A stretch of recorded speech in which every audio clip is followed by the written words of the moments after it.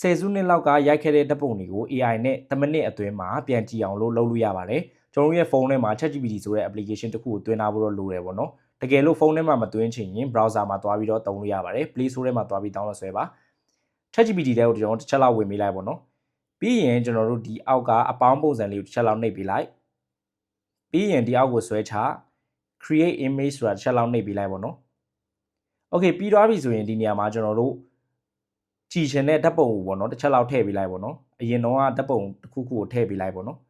ကျွန်တော်ကဒီပုံလေးသုံးလိုက်မယ် Okay ဒီပုံလေးသုံးလိုက်မယ်ပြီးရင် done ဆိုတာလေးကိုတစ်ချက်လောက်နှိပ်လိုက်မယ်ပေါ့နော် Okay ပြီးရင်ကျွန်တော် prompt တစ်ခုထည့်မယ်ပေါ့နော်ကျွန်တော်ဒီ prompt ကိုဒီ comment အောက်မှာရေးထားပေးမယ် Okay ဒီ prompt လေးတစ်ကြောင်းထည့်လိုက်မယ်ပေါ့နော်ပြီးရင်ကျွန်တော်ဒီအများပုံစံလေးတစ်ချက်လောက်နှိပ်ပေးလိုက်မယ် Okay ဒီနေရာမှာခဏစောင့်ပြီပေါ့နော်ဒီရဲ့တပ်ပုံဆိုကျွန်တော်တို့တွေ့တဲ့အတိုင်းပဲလုံးဝဝါးနေတာပေါ့နော်ဒီရဲ့ဝါးနေတဲ့တပ်ပုံကိုကျွန်တော်တို့အယောင်ကိုကျွန်တော်တို့ပြန်ကြည့်အောင်လုပ်လို့ရပါတယ်ဒီ prompt လေးတစ်ခုနဲ့သုံးလို့ရတယ်ပေါ့နော် Okay သူကတပ်ပုံကိုကြည့်အောင်လုပ်ပေးနေပြီပေါ့နော်